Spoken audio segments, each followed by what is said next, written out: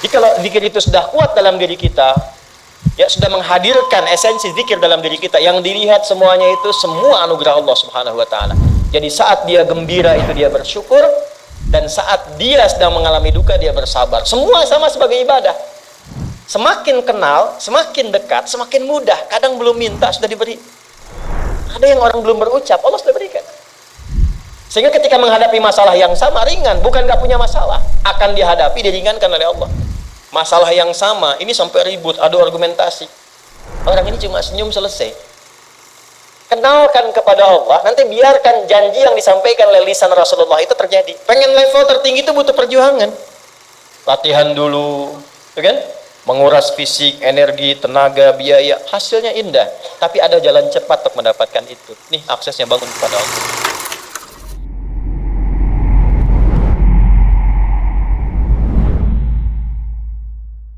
Nih Pak, indahnya begini Pak. Maaf ya. Lihat istri itu, ingat Allah. Lihat anak, ingat Allah. Ibu lihat suami, ingat Allah. Kalau melihatnya begitu, maka substansi berumah tangga itu nikmat rasanya, dan tanggung jawab itu melekat pada diri kita untuk terjaga dalam kebaikan. Ya. Saya nitipkan handphone saya ke antum, dan antum tahu itu punya saya. Ya, dan Anda mencintai saya misalnya, ta'zim di situ. Mungkin nggak handphone itu ditempatkan di tempat yang tidak baik? Mungkin nggak Anda taruh di lantai begitu saja? Demi Allah saya katakan, mungkin Anda akan mencari tempat terbaik, disimpan di situ, dirapi-rapikan, dilap-lap, karena Anda merasa itu punya saya yang dititipkan pada Anda. Manusia saja bisa Anda perlakukan demikian. Bagaimana ketika Anda melihat anak itu amanah Allah, yang Anda sebagai orang tuanya akan ditanya di kemudian hari. Maka kalau mau bersikap yang nggak enak itu, nggak bisa Pak kita lakukan. Mau bentak tuh nggak bisa. Mau marah tuh ditahan-tahan. Ya. Dan itu dijaga. Lihat istri sebagai amanah Allah itu beda caranya dengan hanya melihat kemanusiaannya saja. Istri melihat suami sebagai amanah Allah akan lain. Ya. Makanya akan selalu sempat dan optimal merawat istri sendiri dibandingkan lihat-lihat istri orang. Begitu sebaliknya. Ibu pun tidak harus berharap, kenapa ya suami saya nggak seperti Ustadz? Harapan yang sia-sia. Sudah ada turunan hikmahnya. Nah itu ada latihannya. Latihannya apa? Alladzina yadhkurunallah, zikir. Jadi kalau zikir itu sudah kuat dalam diri kita, ya sudah menghadirkan esensi zikir dalam diri kita, yang dilihat semuanya itu semua anugerah Allah Subhanahu wa taala. Jadi saat dia gembira itu dia bersyukur, dan saat dia sedang mengalami duka dia bersabar. Semua sama sebagai ibadah. Ajaban li amril mu'min. Kalau sudah seperti itu, kata Nabi, perkara hidupnya mengagumkan, gak ada keluhan. Itu latihannya zikir. Nah, zikir ini di Quran diturunkan dalam bentuk yang pokok berupa amalan ritual. Karena itulah semua bentuk amalan ritual disebut dengan zikir. Jadi kalau kita ingin hadirkan sifat tadi, maka cara pertama tingkatkan ibadah ritual. Salat. Apalagi? Al-Quran. Saya ambil dua dulu lah, supaya nggak banyak-banyak dulu. Yang pokok salat yang kita lakukan tiap hari. Tinggal kuantitas dan kualitas kita tingkatkan. Maaf, lihat sini baik-baik. Salat itu di Al-Quran disebut dengan zikir. Dalilnya Quran surah ke-20 ayat ke-14. Dan langsung disarikan dengan fungsi ibadah sebagai fungsi hidup kita. Sudah? Perhatikan baik-baik. Innani anallah la ilaha illa ana fa'budni wa aqimis salata lidzikri. Itu dalilnya. Sayalah Allah, kata Allah. La ilaha illa ana, tidak ada Tuhan yang layak dipertuhankan dan layak disembah kecuali saya, Allah. Allah. Bagaimana kenal Allah sebagai Tuhan? Ya, yang layak disembah, yang harus dipertuhankan, kenalnya bagaimana? Mendekatnya bagaimana? Fa'budni, sembah saya supaya kamu kenal saya, dekat dengan saya, tahu saya. Bagaimana caranya? Wa aqimis shalah, tunaikan salat. Jadi kalau pengen dekat dengan Allah, terkoneksi kepada Allah, tersambung, punya sifat tawakal yang kuat, nih tingkatkan sholatnya, tambah.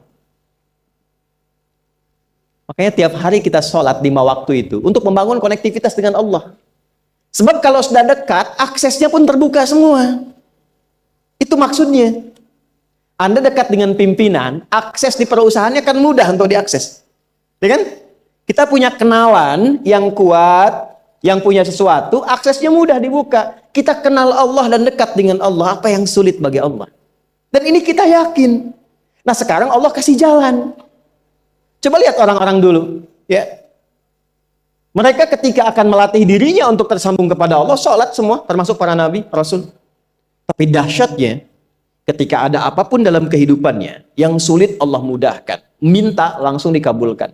Dan sangat luar biasanya seringkali terjadi mintanya lewat sholat. Nabi Zakaria itu kan dihukumi istrinya oleh medis itu menopause dan mandul. Maaf, nggak mungkin punya keturunan. Kapan mintanya? Dalam sholat. Mohon sama Allah. Dan itu dikabulkan. Dan diabadikan di Quran dengan surah yang sama, Ali Imran ayat 38 sampai 39. Hunalika da'a Zakaria rabbah qala rabbi habli min ladunka dzurriyyatan thayyibah innaka sami'ud du'a. Ya Allah, mereka mengatakan aku nggak mungkin punya keturunan. Mereka mengatakan istriku punya keterbatasan. Maka aku memohon kepadamu yang tidak punya batas dalam pemberian. Engkau yang maha mendengar. Kalau kepada yang maha mendengar doa saya tidak dikabulkan, mohon tunjukkan kepadaku lewat sholat ini ya Allah, dengan cara apa lagi dan kepada siapa aku mesti memohon. Itu nggak nunggu lama, permohonan selesai turun jawaban ayat 39-nya. Fanadathul malaikatu wa huwa qa'imun yusalli fil mihrab. Turun malaikat mengabarkan engkau dapat kabar gembira akan punya anak, langsung namanya dikasih Allah Yahya. Annallaha yubasyiruka bi Yahya. Artinya hidup yang mustahil menurut manusia, lahir dari rahim seorang perempuan, maaf, yang divonis monopause dan mandul, bayi yang hidup, kata Allah nggak ada yang mustahil, lahir dan terjadi itu. Yahya, John, lahirlah. Kapan terjadinya? Saat sholat. Karena itu saat dipanggil sholat, itu isinya tuh kan doa semua. Silakan ngecek, isinya doa semua. Dari mulai takbir, sujud sampai salam, isinya doa semua. Dan itu konektivitas kita dengan Allah, minta. Kapan itu bisa terkabul dengan cepat doanya? Kapan selesai urusan kita? Kalau koneksinya bagus. Makanya disebutnya zikir, yang terhubung, yang nyambung. Semakin kenal, semakin dekat, semakin mudah. Kadang belum minta, sudah diberi. Ada yang orang belum berucap, Allah sudah berikan. Sehingga ketika menghadapi masalah yang sama, ringan, bukan nggak punya masalah, akan dihadapi, diringankan oleh Allah. Masalah yang sama, ini sampai ribut, adu argumentasi. Orang ini cuma senyum selesai. Betapa banyak masalah kecil, diargumentasikan jadi besar. Akhirnya problem. Tapi tidak sedikit masalah besar, dihempaskan di atas sajadah. Ketika koneksinya dengan Allah itu kuat, tiba-tiba hilang seketika, selesai. Makanya Nabi Yakub, kalau punya masalah, yang beliau lakukan apa? Dia bentangkan sajadahnya, dia sholat, dia mohon kepada Allah. Itu dilestarikan di Quran surah ke-12 Yusuf ayat ke-86. Aku tuh kalau sedang punya masalah apapun, ya aku bangun konektivitas dengan Allah. Innama ashku bathi wa huzni ilallah. Saya curhatnya cuma sama Allah. Ini Pak, ini bagian pertama. Nah, jadi kalau ingin semakin kuat, sampai ada masalah diringankan, mau kerja dibukakan pintunya, itu ada jenisnya. Yang pokok ada 5 waktu, 17 rakaat. Yang detil itu ada pada sunnahnya. Dan itu hebatnya dalam Islam. Dijelaskan caranya, disebutkan tujuannya, dan diterangkan hikmahnya. Contoh. Kita sekarang jam berapa? Jam 9.20. Di waktu saat ini ada waktu sholat disebut dengan sholat duha. Duha itu dibagi 3. Ada awal duha, penguat zikir, pengganti seluruh bagian zikir di tubuh kita, yang disebut dengan syuruk. Itu kurang lebih jaraknya 1 jam setelah subuh. Jadi kalau tadi 4.45, ya 5.45 menjelang jam 6 itu masuk syuruk. Setelah itu masuk ke jam 8 sampai ke kurang jam 10 itu pertengahan duha. Pertengahan duha. Apa fungsinya? Di antaranya mempermudah rizki. Di antaranya. Bilangannya berapa? 2 sampai 4 rakaat bisa dikerjakan. Ya, dan harapannya apa? Bukan pada rizkinya. Ya, jadi jangan sampai motifnya cuma sekedar ke duniawi, kurang tepat. Kenalkan kepada Allah, nanti biarkan janji yang disampaikan oleh lisan Rasulullah itu terjadi. Ya, Jangan pada rizkinya, ini terbatas, cuman sampai situ. Tapi kalau kita minta sama Allah, dikasih jalannya tuh dari sisi yang tidak kita duga. Anda berhitung, Allah kasih hitungan. Anda tak berhitung, Allah kasih apa yang tidak pernah Anda hitung sebelumnya. Itu poinnya. Maka lakukan sholat dekati, itu yang disebut sholat duha. 2 rakaat, tambah lagi 2, untuk kenal Allah.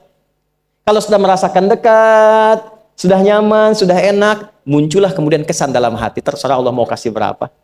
Yang penting sudah enak, sudah damai. Di titik itulah kemudian Allah limpahkan dari apa yang nggak pernah kita duga sebelumnya. Tiba-tiba keluar, kok ada telepon, dapat proyek, dapat macam-macam. Tapi tujuan sholatnya bukan untuk proyeknya. Buat kenal Allah, ulul albab ini.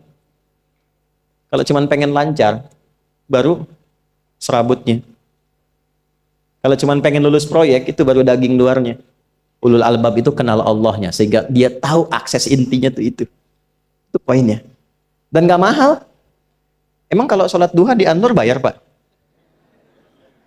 Pakai biaya. Baiknya luar biasa. Sudah? Satu. Kalau mau lagi misalnya, ini yang paling dahsyat nih. Dibimbing kita sampai ke posisi terbaik di apapun itu. Jadi ayah terbaik, ibu terbaik. Ya, jadi karyawan strategis, di militer terbaik. Terbaik tuh gini. Di tempat terbaik yang memuliakan tuh makom namanya. Makanya kuburan sering disebut makam kan? Ya kan? Maksudnya apa? Maksudnya Anda selama hidup berkaryalah yang baik, ibadah yang benar, sehingga Anda wafat pun terhormat. Ya, kata makom itu pertama kali di Al-Baqarah ayat 125, makom Ibrahim. Ya. Ketika Allah sampaikan dalam Al-Qur'an, didapatkan di situ maqam Ibrahim, wa idz ja'alna al-baita mathabatan lin-nasi wa amna wattakhidhu min maqami Ibrahim. Makanya kalau kita tawaf itu dari mulai Hajar Aswad kan sampingnya dekat sekitar 5 meter ada maqam Ibrahim kan? Itu tapak kaki pertama beliau meninggikan pondasi Ka'bah dan di situ diabadikan kemuliaannya sampai beliau wafat. Dikenal sampai sekarang. Ya, setelah sekian abad. Jadi kalau kita ingin terhormat dan masih dikenang sampai kapanpun itu maqam namanya. Tapi ada cara yang lebih hebat. Anda di posisi itu, lawan pun mengakui memang Anda yang pantas ada di situ. Itu namanya maqam mahmuda. Maqam mahmuda. Siapa yang bikin urutan 100 tokoh paling berpengaruh di dunia? Siapa? Saya tanya, yang nulis siapa namanya? 100.000? 200.000? Dia mencari langsung di Google tuh. Lambat mas, waktu habis. Michael Chart. Dia yang nulis, maaf ya. Urutan pertamanya siapa? Muhammad SAW. Yang nulis itu muslim atau bukan? Kok bisa tergerak hatinya untuk menempatkan seorang nabi muslim di tempat pertama? Saya tanya begini, kenal Abu Jahal nggak? Ya Allah. Makin siang nih nggak fokus nih. Saya kira cuma di Bengkali saja yang kenal Abu Jahal, sini kenal juga. Baik, Abu Jahal itu, apakah orang ini tidak kenal Nabi? Kenal. Orang ini tahu, kalau saya sebut orang ini berarti kurang bagus ya. Kalau saya sebut beliau berarti baik ya. Abu Bakar saya sebut beliau, Abu Jahal orang ini. Maksudnya Abu Jahal. Apakah orang ini tidak tahu kalau Nabi itu mulia? Nabi unggul. Nabi hebat kan? Jadi mengakui sebetulnya Nabi unggul. Dan gulat dengan Nabi itu dalam olahraga kalah. Dia tahu Nabi itu kuat. Ya. Di dalam cinta juga tahu Nabi paling unggul. Abu Jahal melamar Sayyidah Khadijah ditolak, Nabi nggak lamar, Sayyidah Khadijah minta dilamarin. Ya. Dari sejak itulah dia nggak mau tahu semua yang dari Nabi, pokoknya semua harus jelek. Walaupun dia tahu itu baik. Nggak kenal, sampai nggak menanamkan pada dirinya nggak ingin kenal kebaikan Nabi. Nggak ingin kenal pada sesuatu, itu jahlun namanya. Jadi kalau ada mbahnya yang paling bodoh, yang nggak pengen tahu, itu Abu Jahal namanya. Maka sejak saat itu orang ini disebut dengan Abu Jahal. Tapi Abu Jahal pun itu meyakini kebenaran, kekuatan Nabi, cuman karena iri saja. Gitu. Tapi dia nggak bisa nolak. Menilai seseorang di tempat terbaik yang kita nggak bisa nolak dan mengakui memang dia orang yang terbaik, itu namanya maqam mahmuda. Tahukah Anda, jalan untuk mencapai makom mahmudah itu nggak akan mungkin kita dapatkan kecuali mendekati yang punya semua makom, yaitu Allah Subhanahu wa Ta'ala. Dan jalannya lewat sholat. Itu lewat sholat. Tapi karena ini levelnya istimewa, tingkat tertinggi, ya prajurit pengen jadi komandan terhebat yang diakui, nggak ada orang nyoal. Di kepolisian pengen jadi pimpinan yang baik dan semua mengakui sehingga nggak ada yang nyoal. Di perusahaan pengen jadi pimpinan yang ideal, ya semua mengakui, nggak ada yang nolak. Itu makom mahmudah. Jalannya apa? Ternyata nggak pakai uang, nggak pakai koneksi-koneksi yang tidak jelas. Koneksinya dibangun dengan Allah sehingga Allah melembutkan hati semua orang itu untuk menetapkan dia yang terbaik. Sholat. Karena levelnya tinggi, dinaikkan dari sekedar sholat fardu. Ditempatkan di waktu yang tidak biasa. Butuh pengorbanan, butuh perjuangan. Namanya tahajud. Turunlah Quran surah ke-17 ayat 79 sampai 81 itu. Quran surah 17 ayat 79 sampai 81. Ini poinnya. Wa minal laili fatahajjad bihi nafilatan laka asa ayyab'athaka rabbuka maqaman. Ini kan terjadi keanehan kan, ironinya. Anda pengen sukses, pengen tertinggi, Anda tahu Allah penentunya, Anda tahu Allah yang punya rizki, Allah punya kekuasaan, tapi Anda nggak mendekati Allah. Terus yang dipakai cara-cara salah, kenapa harus korupsi? Kenapa harus nyogok?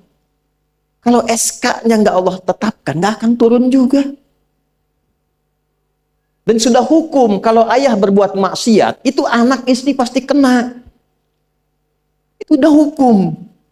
Makanya saya mohon ya para ayah itu kalau mencari nafkah, cari yang benar. Kasihan anak Anda yang di SD. Harus berhenti sekolah. Maaf, bukan anak Anda, maksudnya anak orang lah. Kenapa harus korupsi? Maka ketika ada tawaran sogokan yang nggak bagus, tuh yang dibayangkan tuh itu bukan cuma proyek jalan dapat uang banyak, tuh anak-anak tuh bahaya. Ke sekolah disebut anak koruptor, sedih. Istri nggak sanggup keluar belanja. Tuh pikirkan, itu sudah hukum. Sudah hukum. Anak juga begitu. Kalau mau berperilaku, ingat orang tua. Sebab ketika tidak baik, orang tua pasti kena. Anak di sekolah berantem, yang dipanggil siapa? Orang tuanya. Itu selalu terikat. Di rumah tangga itu selalu begitu. Karena nafas itu terikat. Semua saling mengikat. Babnya itu jelas. Nah, balik ke sini. Kalau ingin tingkat yang tertinggi, dekati pemiliknya Allah. Ini. Makanya tuh harus punya itu. Itu ringan kalau sudah punya itu tuh Allah. Saya punya Allah. Kita mau apa? Takut hidup. Nabi ditodong pakai pedang. Siapa yang menyelamatkan Muhammad sekarang? Ringan Nabi jawab, Allah. Jatuh pedang. Dibalik, kamu siapa yang menyelamatkan kamu? Bingung.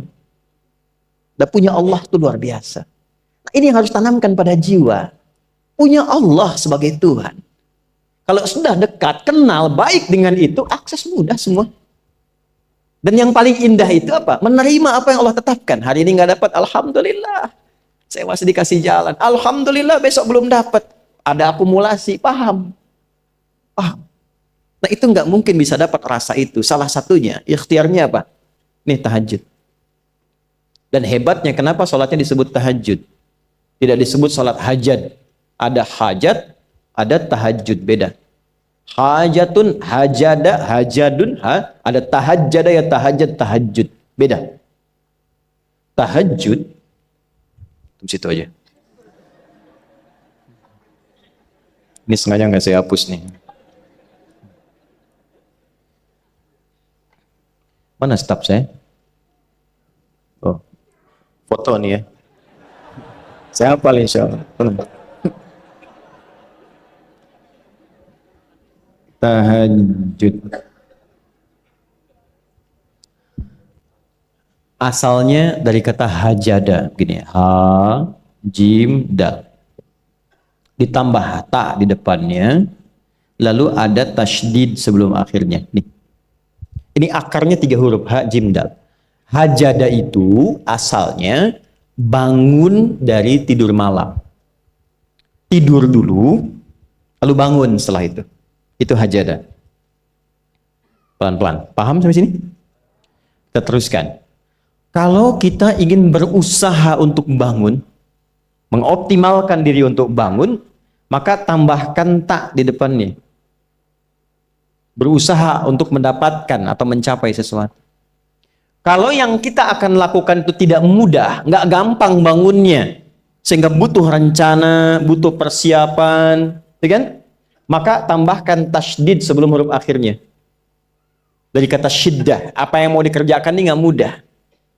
Memang pengen bangun itu jam 3.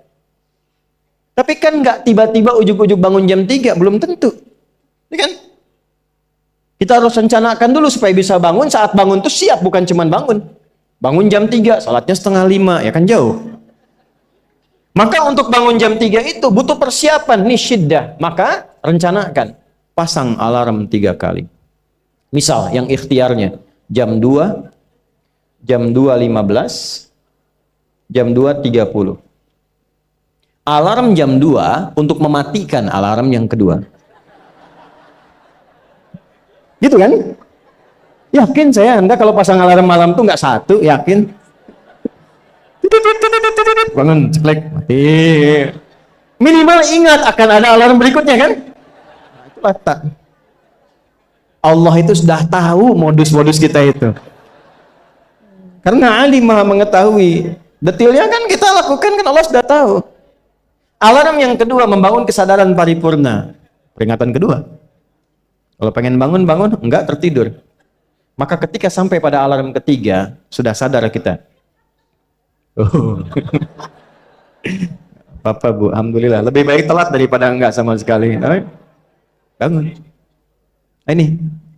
Kalau kita tarik ke implementasi hidup, pengen level tertinggi itu butuh perjuangan. Latihan dulu, kan? Menguras fisik, energi, tenaga, biaya. Hasilnya indah. Tapi ada jalan cepat untuk mendapatkan itu. Nih, aksesnya bangun kepada Allah.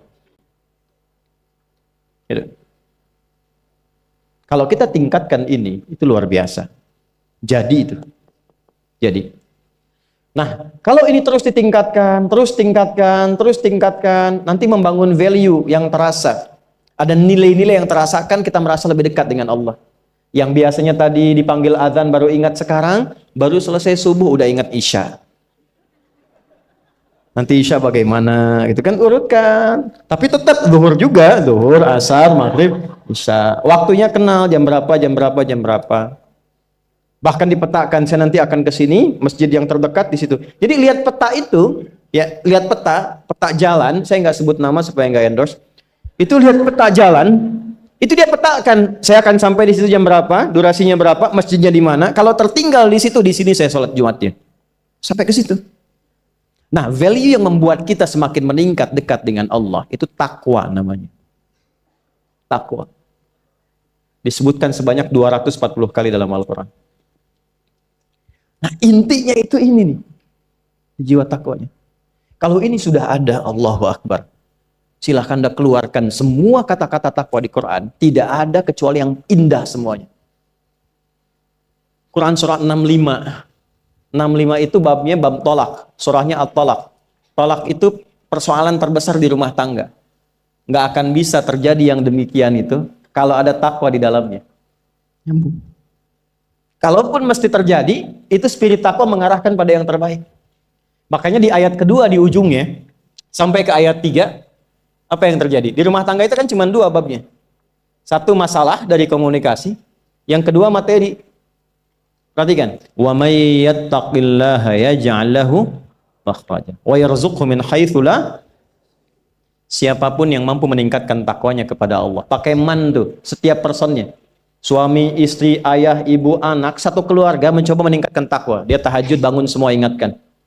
Bangun semua tahajud, salat duha, yuk ingatkan dimanapun. Alhamdulillah. Apa yang terjadi? Ketika dilakukan, apa jawab Allah? Yaj'al lahu makhraja. Enggak pakai alif lam, makhraja. Masalah apapun yang engkau alami. Suami berangkat ada masalah. Ada masalah umum yang semua orang mengalami itu. Tapi yang ini enggak. Kena macet, ada macet, dia mau berangkat. Tiba-tiba diarahkan, jangan lewat situ Pak, macet, Bapak kesini aja. Ya. Pak ikut kami saja Pak. Tiba-tiba patwal datang, ayo ikut. Ya, itu bisa terjadi. Wa yarzuqhu min haitsu la yahtasib. Bahkan rezekinya pun itu datang dari sisi yang enggak diduga. Gak nyangka ya, emang gak sangka datangnya. Ya, habis sholat, tiba-tiba telepon masuk, belum selesai proyek, ini ada permintaan itu. Beda istidraj dengan takwa itu lain. Kalau istidraj itu bertambah tapi lupa Allah. Hati-hati. Proyek nambah, sholat lupa. Hati-hati. Hati-hati ya. Pekerjaan menambah, omset nambah, tapi nggak pernah bisa ngaji. Nggak pernah mampu sholat. Hati-hati itu. Dan paling bahaya kalau itu nambah terus sehingga membuat lupa semua ibadah. Itu istidraj namanya. Istidraj. Ancamannya akhirat tuh, hati-hati. Segera ingat, segera ingat. Tapi kalau semakin nambah, semakin ingat Allah, itu anugerah. Karena Allah telah menilai hamba ini paham menjalani kehidupan, sehingga dia ngerti. Makanya Utsman, Abdurrahman bin Auf, setelah masuk Islam, hartanya makin nambah. Karena kenapa? Karena telah dinilai layak mengelola harta, paham cara mengelolanya. Dapat segini, alokasikan ke sini. Dapat segini, alokasikan ke sini. Pak, di mana logikanya ada 600 truk hasil usaha? Bapak punya 600 perusahaan. Satu perusahaannya itu bergerak di bidang misalnya logam mulia. Ya, ada emas, ada berlian, ada macam-macam dan sebagainya. Satu kali Anda berhasil mendapatkan kurang lebih 600 truk logam mulia di dalamnya. Mau datang kemudian ke tempat Anda di jalan. Tiba apa yang terjadi? Ada komen tetangga kepada Anda. Misal, komennya nggak langsung, cuma ke teman tetangga Anda dengar. Waduh, Pak Asep hisabnya luar biasa kayaknya ya. Hisabnya, bukan berliannya. Hisabnya luar biasa, terus nyampe di telinga Anda. Kira-kira ketika mendengar itu respon Anda apa? 100.000? Bingung kan? Bingung. Lihat Abdurrahman bin Auf, jazakallahu khair. Datang 600 kafilah pakai unta. Isinya semua emas, berlian, perak, macam-macam. Heboh Madinah, bum bum bum bum bum bum bum. Tiba-tiba Sayyidah Aisyah komen radhiyallahu taala anha. Beliau kan yang terdekat dengan Nabi, satu istri Nabi SAW. Jadi kalau sudah ring satu Nabi, ada yang komen, kita tuh cuma 3 sikapnya. Like, share, and subscribe. Gak usah ikut komen lagi. Sukai, share, subscribe. Ikuti jalannya. Apa komennya? Secara singkat, kama qalat. Aku pernah mendengar Nabi SAW mengatakan, Abdurrahman bin Auf itu agak lambat hisabnya. Ya, selamat-lambatnya cepat juga dibanding kita kan? Ya? Maksudnya apa? Ingin menggambarkan betapa banyak kekayaannya. Scan, checklist, semua. Ketika mendengar komen itu, apa kata Abdurrahman bin Auf? Saya jadikan semua yang baru datang itu saya sedekahkan semua untuk orang Madinah. Supaya mempercepat hisabnya itu. Saya sedekahkan semua. Bisa nggak begitu?